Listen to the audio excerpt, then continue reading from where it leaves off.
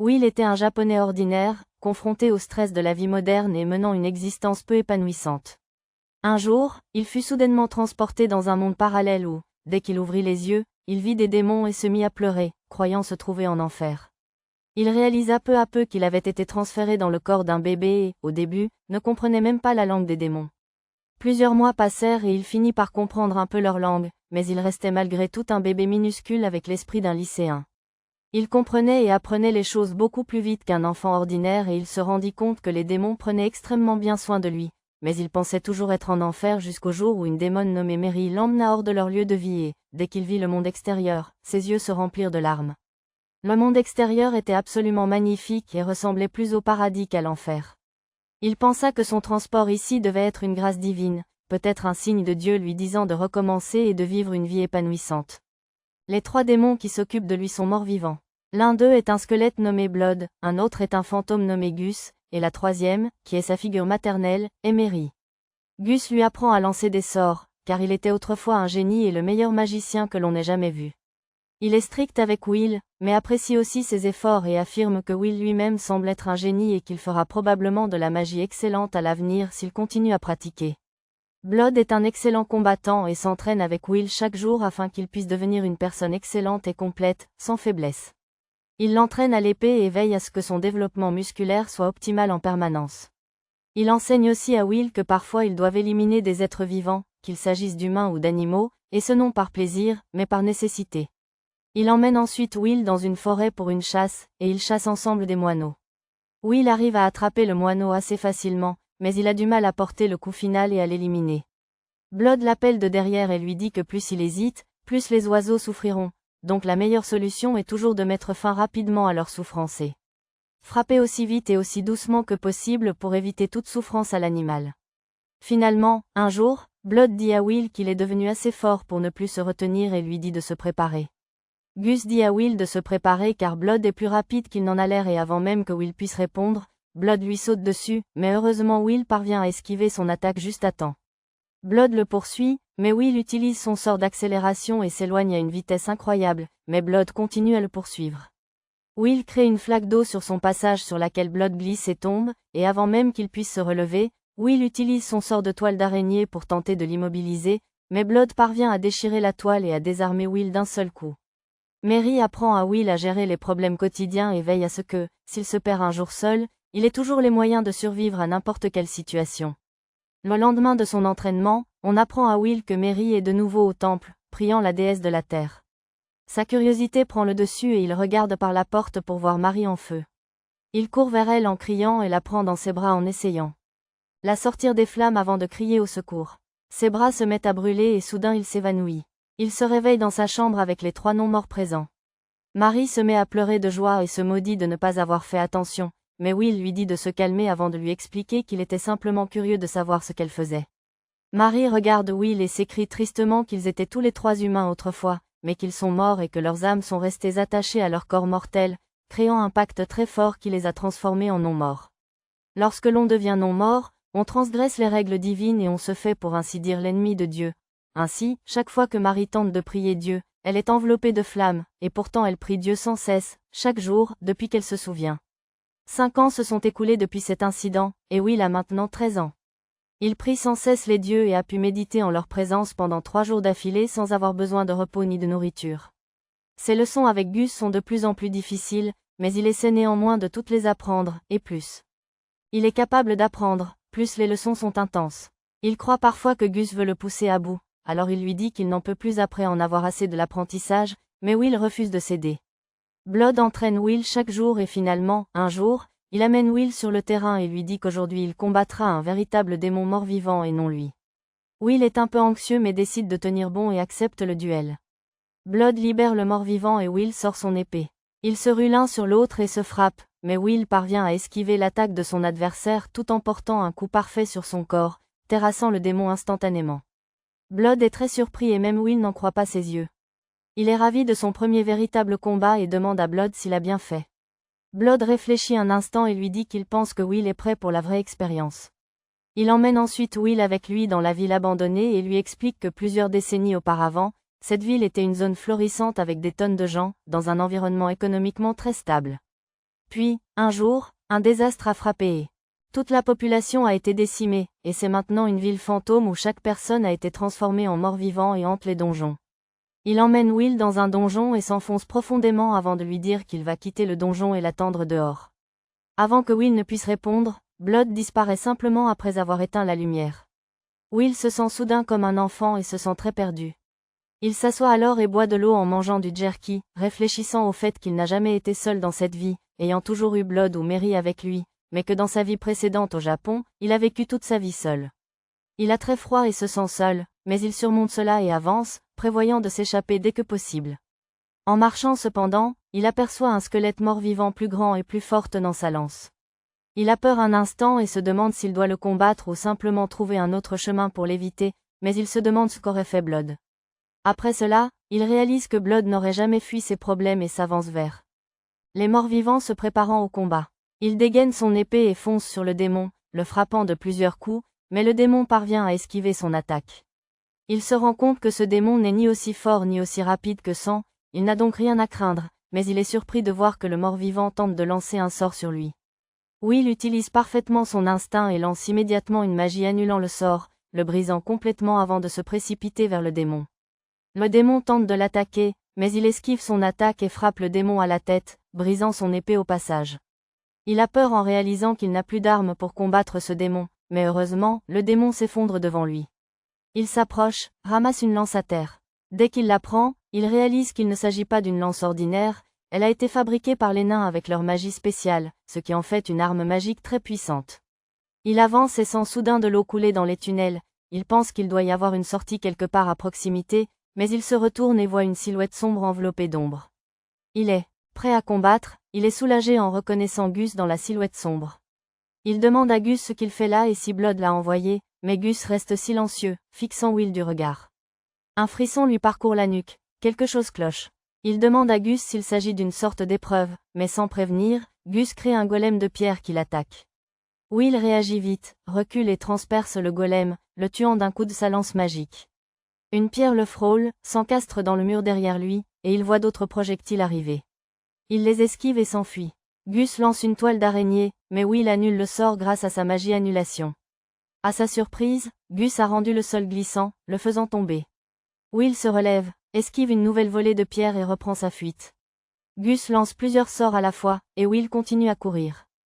Ce qui est extrêmement difficile et Will ne peut plus simplement annuler tous ses sorts d'un coup et est contraint de continuer à courir tout en essayant d'esquiver ses attaques dangereuses. Il trébuche et tombe, pour lever les yeux et voir que Gus se prépare à lancer une nouvelle pluie de rochers gigantesques dans sa direction.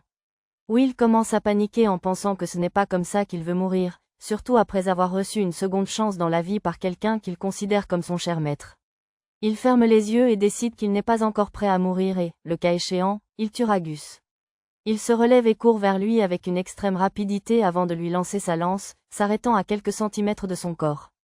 Ses mains tremblent et il laisse tomber sa lance en demandant à Gus pourquoi il veut le tuer. Il lui dit qu'il considérait Gus comme son grand-père et qu'il veut juste connaître la raison pour laquelle il veut sa mort. Il lève les yeux vers lui et lui dit que s'il veut vraiment le tuer, Will est prêt à accepter sa mort parce qu'il ne pourra jamais faire de mal à Gus quoi qu'il arrive, et il se met à pleurer sans pouvoir s'arrêter. Gus regarde Will et soudain, d'un ton joyeux, dit qu'il pense qu'il a bien intégré cette leçon et que Will s'en est très bien sorti. Will est soulagé que Gus ne veut pas le tuer, tout en sachant que ce n'était pas une leçon et que Gus cache certainement quelque chose. Gus l'escorte hors du cachot et ils retournent tous les deux chez eux où Will décide de garder le secret de ce qui s'est passé entre lui et Gus auprès de Mary et Blood. Blood et Mary sont très heureux pour Will alors qu'ils examinent la lance et réalisent qu'il s'agit d'une lance fabriquée par un nain et imprégnée de magie. La lance peut émettre de la lumière sur commande et peut se raccourcir ou s'allonger pour faciliter son transport. Will commence maintenant à aller régulièrement au Dunagan où il est maintenant capable de maîtriser tous les monstres, même les plus forts, assez facilement et de ramasser des morceaux d'armure chaque fois qu'il le peut. Étonnamment, Gus n'a presque rien réduit à sa charge de travail car il pense que Will a déjà appris plus qu'assez. Il appelle ensuite Will dans ses appartements la nuit et lui dit qu'il va avoir 14 ans bientôt, ce qui signifie qu'il ne sera plus un garçon mais un homme. Il lui dit qu'avant cela, Blood le défie probablement à un duel sérieux. Will lui dit qu'il s'attendait à ce que Blood le fasse. Gus lui dit qu'il a une faveur à lui demander, puis dit à Will de perdre le duel contre Blood de manière à ce que Blood ne se rende pas compte que c'était intentionnel. Will est choqué et demande à Gus pourquoi il veut qu'il fasse ça, mais Gus lui répond que c'est un secret qu'il ne peut pas partager. Will s'énerve et lui dit qu'il a toujours gardé des secrets et que s'il ne peut pas révéler la raison, il ne peut pas l'aider. Il quitte alors la pièce, bougon, sans dire un mot. Les jours suivants furent consacrés à un entraînement physique intense, jusqu'au jour Jimmery aida Will à enfiler son armure et tous deux se dirigèrent vers le lieu du combat. Blood était déjà assis sur un rocher, l'attendant, et lui demanda s'il était prêt avant de lui expliquer les règles. Will accepta les règles et tous deux dégainèrent leurs épées. Will se jeta sur Blood pour l'attaquer, mais Blood esquiva son attaque avec beaucoup d'habileté avant de riposter par une série d'attaques rapides que Will ne put que tenter de bloquer. Blood porta un coup puissant, mais Will réussit à le bloquer avec son bouclier avant de reculer. Blood poursuivit Will et recommença à l'attaquer tandis que Will n'avait d'autre choix que de se défendre contre le déluge d'attaques que Blood tentait de lui porter avec l'aide de son bouclier. Will recule une fois de plus et Blood le provoque, lui demandant s'il a oublié comment combattre, essayant d'agacer Will pour qu'il fasse plus d'erreurs. Will cependant, se concentre et lance un petit poignard à Blood qui parvient à l'esquiver. Cependant, Will utilise cette distraction momentanée pour se précipiter sur Blood et tenter de l'attaquer, mais Blood est rapide et bloque rapidement son attaque tout en le repoussant, lui disant que ses tactiques ne fonctionneront pas contre lui. Will lance une nouvelle attaque, se jetant sur Blood qui pense que Will n'a aucune stratégie et est désespéré de gagner. Blood lève son épée et la descend sur lui, mais Will utilise son bouclier pour la dévier. Il saute et poignarde Blood à la poitrine, le faisant tomber sur le dos. Il demande à Blood de se rendre, mais à sa surprise, Blood utilise ses côtes pour saisir l'épée et la bloquer avant de jeter Will et de sortir une autre épée, la pointant sur lui, le forçant à accepter la défaite. Mary accourt vers Will, lui demandant s'il va bien et criant à Blood qu'il lui avait promis de ne plus jamais utiliser ce coup. Will a l'air surpris et lui demande s'il l'avait déjà fait auparavant. Elle lui répond immédiatement que lorsqu'il était humain, Blood était impliqué dans un combat et l'autre personne était extrêmement habile. Blood n'avait plus d'astuce pour renverser le combat, il a donc simplement laissé l'ennemi le frapper à la poitrine, puis a utilisé ses muscles pour bloquer l'épée, et le combat était terminé. Par la suite cependant, il saignait tellement qu'elle a cru qu'il allait mourir, mais elle a pu le sauver grâce à son don particulier. Blood en rit et lui dit que maintenant il ne peut plus mourir, donc elle n'a plus à s'en faire. Ils s'assoient tous et commencent à discuter, Blood félicitant Will d'être arrivé si près de le vaincre et reconnaissant sa force et ses compétences. Il lui dit que Will n'est pas aussi grand, large ou musclé que Blood l'était, donc son style de combat aurait dû être différent. Il dit à Will qu'il n'a jamais voulu qu'il copie son style de combat car il ne convient pas parfaitement à son type de corps, mais malgré tout, Will a réussi à le perfectionner au maximum. Il dit à Will qu'il lui a presque tout appris et qu'il n'a plus rien à lui enseigner. Il produit alors une épée violette qu'il appelle l'une des les lames démoniaques les plus puissantes. Il la remet à Will, lui disant qu'il la mérite, même si Will rétorque qu'il n'a même pas gagné. Blood lui remet quand même la lame, lui expliquant que c'est un symbole de son indépendance avant de lui en décrire les propriétés. Il explique à Will que c'est l'une des lames démoniaques les plus puissantes, que même les dieux craignent. L'un des aspects les plus importants de cette lame est que chaque fois qu'un ennemi est blessé par elle, l'utilisateur régénère sa santé. Will est étonné par cette révélation, n'ayant jamais rien entendu de tel auparavant. Blood prévient Will que c'est une voie dangereuse et qu'il doit utiliser l'épée avec beaucoup de parcimonie, car elle procure un sentiment de puissance extrême. Si le porteur continue à manier l'épée sans retenue, il finira probablement par être le seul survivant, quelles que soient ses compétences. Blood explique que beaucoup tombent sous l'emprise de son pouvoir, cessant de se surpasser et dépendant entièrement de l'épée, ce qui est très dangereux car l'épée absorbe l'esprit de la personne et freine son développement.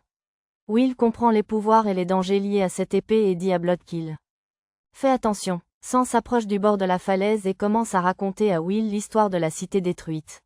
Il explique qu'il y a très longtemps, tous les rois démons s'unirent pour attaquer le royaume, parmi eux un roi démon aujourd'hui connu sous le nom de Haut-Roi. C'était un démon extrêmement cruel et impitoyable, propriétaire de la lame démoniaque que Sang a donnée à Will. Il raconte à Will que le continent fut envahi par les démons et que tout espoir semblait perdu. Tout cela arriva grâce à la capacité secrète du Haut-Roi. Il pouvait créer des démons avec son sang et des généraux démons de haut rang avec sa chair. Il ne manquait donc jamais de soldats pour son armée, et associé à l'épée démoniaque, il était invincible. Selon Sang, le roi démon se jetait au cœur de la bataille, brandissant son épée et frappant quiconque se trouvait sur son chemin, sans se défendre, se laissant blesser pour saigner et créer ainsi davantage de soldats. Couplé à la lame démoniaque, il pouvait se soigner constamment tout en créant des milliers de nouveaux soldats. Cela lui permit de vaincre tous les forces alliées et couronner seul roi du continent. Ensuite, le bain de sang a commencé. Des humains étaient tués dans les villages. Ils étaient sacrifiés à des dieux obscurs et chacun pensait que l'humanité allait être détruite. Un jour cependant, Gus, le mage sacré, arriva dans le royaume et dit à tous que c'était le meilleur moment pour abattre le haut roi. Il fit équipe avec Sang, le guerrier ultime, et Marie, la belle servante au don de guérir complètement les gens. Il conçut un plan selon lequel lui, Sang et quelques-uns de ses guerriers d'élite entreraient dans la cité du haut roi de nuit par les égouts. Ils se dirigeraient vers son palais et l'engageraient au combat. Gus tenterait de le maintenir en place et Sang se battrait en duel avec lui tandis que Marie soignerait tout le monde, y compris le roi démon, afin qu'il ne puisse pas saigner et engendrer de nouveaux démons. Gus volerait ensuite son épée, lui faisant perdre son atout majeur, et il serait alors plus facile de le vaincre. Sang cependant regarde le sol et révèle que leur plan a échoué. Il semblera surpris mais Sang révèle que tout se déroulait comme prévu, mais lorsqu'ils atteignirent le grand roi, il se transforma en un démon gigantesque et était un épéiste si formidable que Blood ne put même pas le toucher. Tous ses amis guerriers périrent et sans Merry, il serait mort lui aussi. Nous lui demanderons comment ils ont finalement réussi à le vaincre, car lui et son épée doivent avoir été défaits. Blood révèle que le dieu de la stagnation, qui souhaite un monde sans vie ni mort, est descendu sur la terre et a proposé à Merry, Blood et Gus de les aider à sceller le grand roi et à éradiquer tous les démons s'ils se sacrifiaient. Sans hésitation, tous trois acceptèrent. Blood devint un squelette, Gus un spectre, et Merry une momie. Le dieu tint sa promesse et éradiqua tous les démons sans les tuer. Il les transforma simplement en démons morts-vivants, ce qui signifie qu'ils ne mourront plus ni ne se reproduiront, entraînant la stagnation du monde. Selon Blood, ils sont les trois morts-vivants de plus haut rang et gardent le sceau depuis plus de 200 ans. Un jour, des créatures maléfiques apportèrent un bébé humain au temple, tentant de le sacrifier à une divinité obscure. La présence de l'enfant les surprit, ils croyaient l'humanité disparue. Gus voulait abandonner le bébé dans la forêt, estimant qu'il n'avait pas à intervenir, mais Merry et Blood le contredirent, décidant de garder l'enfant et de l'élever. C'est pourquoi il n'avait rien dit à Will auparavant, il ne pouvait se résoudre à lui révéler qu'il était destiné au sacrifice. Merry se lève et enlace Will, lui assurant de son amour éternel. Même Blood lui dit qu'il a été le meilleur élève qu'on puisse espérer. Will est très confus car leurs adieux semblent définitifs. Soudain, des nuages noirs l'encerclent et une immense silhouette obscure surgit du ciel, demandant à Blood et Merry si l'on dit au revoir et renoncer à leur attachement à l'enfant, ce qu'ils confirment. Will se sent soudain impuissant et s'effondre lorsque la divinité leur demande de lui confier leurs âmes. Avant qu'il ne puisse agir, Gus arriva au milieu, fendant le sol en deux, et ordonna à Will d'emmener Merry et Blood pendant qu'il s'occuperait de la situation. Gus se tient ferme devant eux trois tandis que Stagnat lui affirme qu'il n'est qu'un mage et n'a pas le pouvoir de vaincre une puissante divinité comme lui. Gus le regarde simplement et lui répond qu'il ne le laissera pas prendre les âmes de Blood et Merry sans combattre. Stagnat se moque de lui et lui dit qu'il le regrettera amèrement, mais sans autre mot, Gus lui lance une série de sorts qui étonnent Will, tant le mana qu'il injecte dans chaque sort est impressionnant. Stagnat les annule facilement, alors Gus utilise 3 sorts à la fois, mais Stagnat crée simplement une barrière autour de lui pour se protéger de la magie, tout en disant à Gus que ses efforts sont vains. Gus cependant commence à lancer des sorts encore plus complexes, utilisant 4 sorts à la fois, ce qui surprend même Stagnat qui a du mal à les annuler tous simultanément. Une énorme explosion se produit et Stagnat disparaît. Gus s'avance vers Will, et lui dit que tout va bien, qu'il peut se détendre et qu'il n'y a rien à craindre. Will est toujours complètement secoué mais est heureux que tous soient sains et saufs, mais avant qu'il ne puisse rien dire, Gus pousse un cri terrible et s'effondre au sol. Will est horrifié de voir Stagnat surgir derrière eux, se moquant de Gus pour avoir pensé qu'il pourrait le vaincre aussi facilement. Il comprend alors qu'il utilise de la magie sur Blood et Merry, et tous deux s'effondrent au sol, complètement inertes. Stagnat s'approche de Will et lui propose de rejoindre ses rangs, lui assurant qu'ainsi il pourra vivre éternellement avec les 3 autres, mais qu'autrement, il devra payer très cher. Il explique que les 3 étaient ses ultimes morts-vivants, chargés de maintenir la stagnation sur Terre, mais qu'à cause de Will, Merry et Blood ont oublié cet ordre, et même Gus est devenu un peu trop complaisant. Il donne à Will jusqu'au soir pour décider, puis disparaît. Will est désespéré et ne sait que faire. Il transporte les 3 à l'intérieur et réalise que Gus avait essayé d'empêcher Blood et Merry d'adopter l'enfant. Car il savait que cela serait contre le dieu maléfique et il a tenté de tuer Will dans le donjon car il voulait sauver ses 2 amis, mais il a dû être tiraillé et a fini par épargner la vie de Will. Puis il a dit à Will de perdre le combat volontairement, car cela signifierait qu'il devrait rester plus longtemps avec eux, maintenant le monde dans une situation stagnante, mais rien ne s'est passé comme prévu et il a fini par affronter la divinité. Il dort à leur côté et se réveille pour les voir tous les 3 le regarder. Ils font mine de ne rien savoir, mais Will leur raconte qu'il a des souvenirs d'une vie antérieure où il n'était qu'un incapable, une déception pour ses parents. Il dit ensuite aux trois qu'il est extrêmement désolé pour ce qu'ils ont subi à cause de lui, mais qu'il ne le vaut pas. Il reste le même incapable qui ne réussira jamais à rien. Marie le regarde et lui met une bonne claque. Elle lui dit que s'il dit encore un mot de travers sur lui-même, elle va vraiment le frapper. Cela lui remet les idées en place et il se lève en disant simplement qu'il va les protéger tous avant d'aller prier. Il sort du temple et commence à marcher vers le champ de bataille où il est. Face à Stagmat, il interroge Will sur sa réponse et lui demande de choisir avec soin, car cela déterminera le sort de tous. Il fixe Stagmat droit dans les yeux et lui affirme qu'il ne passera aucun pacte avec lui et qu'il le vaincra quoi qu'il arrive. Il provoque ensuite Stagmat en lui disant de ne pas fuir un enfant humain, ce qui met Stagmat en rage. Stagmat utilise alors sa magie pour libérer des démons morts-vivants, scellés sous terre depuis longtemps, et leur ordonne d'attaquer Will. Les démons l'encerclent et se rapprochent, mais il en détruit plusieurs avec sa lance, utilise des sorts pour en immobiliser d'autres, puis sa magie d'accélération pour se déplacer extrêmement rapidement, tuant une horde entière de démons morts-vivants qui l'approchaient, surprenant complètement le dieu maléfique Stagmat. Stagmat utilise un sort pour blesser Will à la main et aux jambes et ordonne aux démons de se ruer sur lui. Will reste debout, prêt à les combattre. Stagmat cependant arrête les démons et s'approche de Will, lui disant qu'il est très impressionné par sa force, ses compétences et sa ténacité. Il dit à Will qu'il souhaite des personnes déterminées comme lui dans son armée, car il veut s'assurer que personne n'ait à connaître l'horreur de perdre un être cher.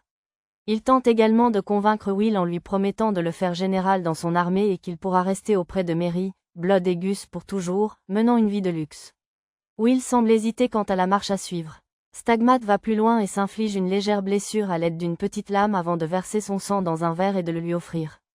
À la surprise générale, Will se dirige vers le dieu maléfique, fixant intensément le verre qui peut lui offrir la vie éternelle et une vie de luxe, mais soudain il saisit la lame démoniaque et tranche le bras de Stagmat. Ses blessures commencent à guérir, ce qui surprend même Stagmat, et il balance son épée 2 fois de plus, blessant son torse, mais avant qu'il ne puisse l'attaquer une 3e fois, ses jambes sont soudainement immobilisées par un serpent qui surgit de derrière et le mord. Will tente de se relever mais s'effondre, inconscient. Il se réveille dans un lieu paisible et serein. Il regarde autour de lui et a le sentiment d'être déjà venu ici, mais il ne parvient pas à se souvenir où. Il se retourne alors et voit une magnifique femme passer devant lui. Il réalise soudainement que lorsqu'il a été transporté dans ce monde, il a marché aux côtés de cette belle femme sous ce ciel étoilé avant de naître ici.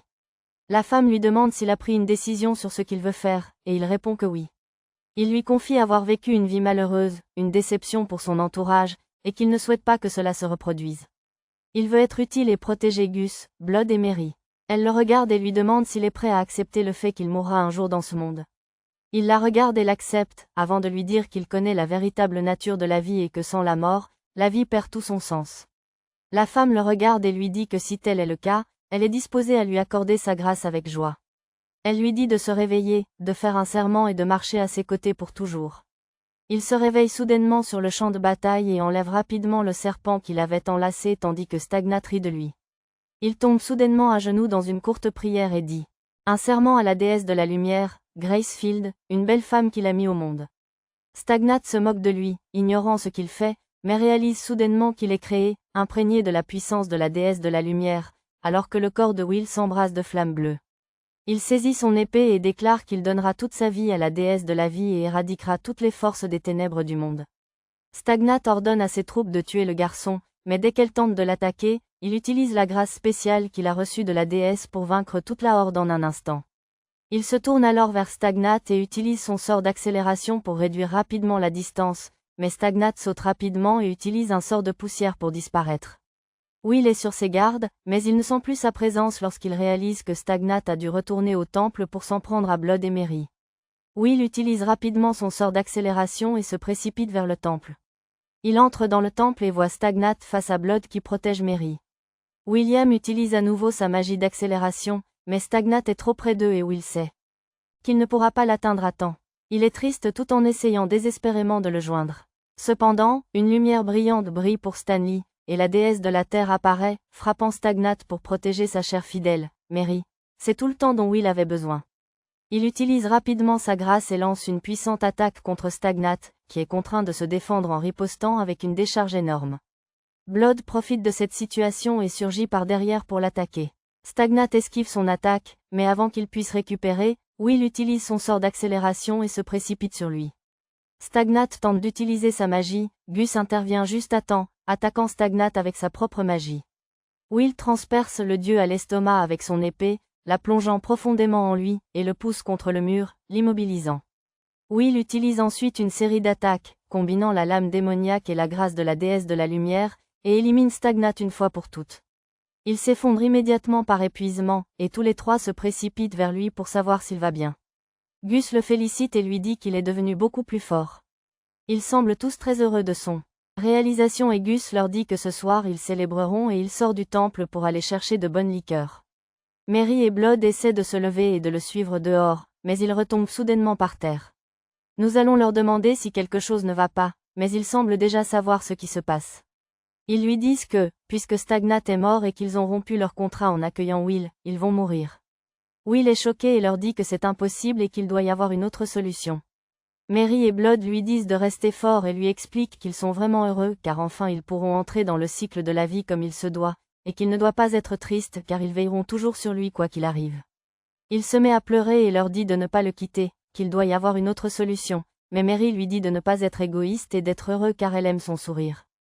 Lentement, les esprits quittent leur corps et ils restent allongés par terre sans vie, tous les lourons. Je suis content qu'ils aient pu à nouveau entrer dans le cycle de la vie et trouver enfin le bonheur. Le lendemain, ils enterrent leur corps au sommet d'une colline et créent des pierres tombales pour eux en leur disant que il va bientôt entreprendre un voyage et reviendra les voir aussi souvent que possible. Gus l'approche par derrière et lui demande s'il a fait ses adieux, et Will répond que oui. Il interroge Gus sur la raison de sa survie, et celui-ci répond que n'ayant pas complètement rompu son contrat, il lui reste environ 10 ans à vivre avant sa mort, et qu'il gardera pendant ce temps le sceau du haut roi. Il lance alors un sac à Will, qu'il ouvre et y découvre un butin. Will est surpris et regarde Gus, qui lui dit de le dépenser prudemment, car il a mis longtemps à rassembler tout ce qui se trouve dans le sac. Will est très reconnaissant de cet argent qui lui sera utile pour son voyage. Il retourne une dernière fois dans sa chambre, s'habille et prépare son sac avant de ressortir. Gus l'accompagne jusqu'au bout du chemin où il lui fait ses adieux, mais avant de partir, il dit à Will qu'il rencontrera un certain nom et le nomme William G. Maryblood. Will entreprend son voyage et commence à traverser de nombreuses forêts, combattant des démons et se nourrissant des provisions qu'il a emportées. Il semble très préoccupé par le fait que même après avoir tant marché, il n'y a aucun signe de présence humaine. Il marche et entre dans ce qui semble être une cité abandonnée d'une ancienne civilisation. Les maisons, toutes en pierre, sont entièrement recouvertes de mousse et d'autres plantes. Il traverse la ville où il trouve un cratère géant dans le sol, résultat, il le comprend, d'une gigantesque explosion causée par une magie très puissante, qu'il soupçonne être l'œuvre de Gus. Il se rend près de la rivière, prie la déesse de la lumière et utilise sa grâce pour libérer les âmes errant dans les environs afin qu'elles puissent rejoindre le cycle de la vie. Il campe ensuite, utilise de nombreux charmes protecteurs pour se mettre en sécurité, fait un feu pour cuire sa nourriture avant de dormir. Le lendemain, il descend le cours d'eau, à l'intérieur de la jungle, espérant trouver des humains. Soudain, il entend un bruit de feuilles dans les buissons et, à sa surprise, un sanglier sauvage en sort et tente de l'attaquer, mais il est rapide et parvient à tuer l'animal d'un seul coup. Il remarque que le sanglier a déjà été touché par une flèche, ce qui signifie que quelqu'un est déjà à proximité. Il regarde autour de lui et aperçoit un jeune homme perché sur un rocher, tenant un arc et le visant. Il réfléchit à ce qu'il devrait dire car il ne souhaite pas se battre.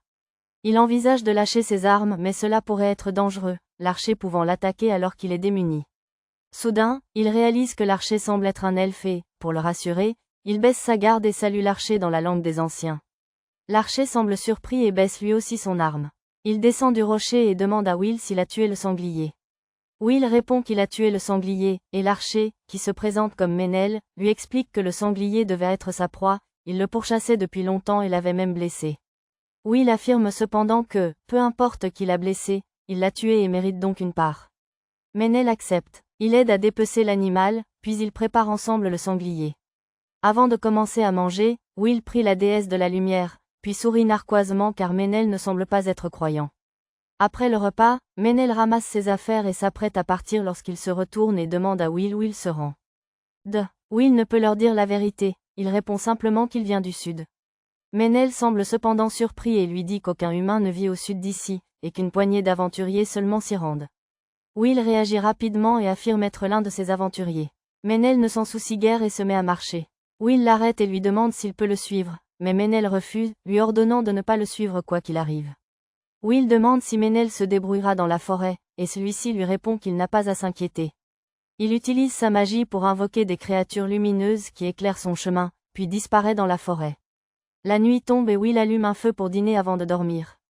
Pendant son sommeil, la déesse de la lumière apparaît dans son rêve et lui montre des visions où il voit un village et Ménel. Il se réveille en sursaut, pensant que Ménel va être attaqué, et court sur ses traces pour le prévenir du danger imminent. Il arrive enfin à un village et aperçoit quelques humains qui se promènent, mais il ne sent rien d'anormal pour le moment. Soudain, il sent une attaque se profiler et se précipite. Devant les hommes, il comprend que Ménel n'est pas en danger, c'est lui le danger. Ménel lui décoche d'autres flèches mais il les bloquera facilement.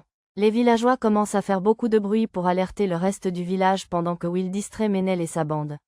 Ménel utilise sa magie féerique pour créer une perturbation sous les pieds de Will, mais celui-ci frappe le sol avec une force immense, détruisant les fées aux alentours. Ménel utilise de la magie de feu et lance une attaque de flamme vers Will qui la tranche avec sa lance avant d'utiliser sa magie d'accélération pour combler la distance et frapper Ménel à l'estomac avec le manche de sa lance, le faisant tomber. Il capture ensuite rapidement les autres malfaiteurs grâce à sa magie de toile, avant l'arrivée de tout le village. Un villageois s'approche de Will, le remercie pour son aide et lui demande s'il est du coin. Will lui répond simplement qu'il est un aventurier du sud et lui demande ce qu'il adviendra des pillards. Le villageois répond simplement qu'il ne sait pas ce qui va se passer.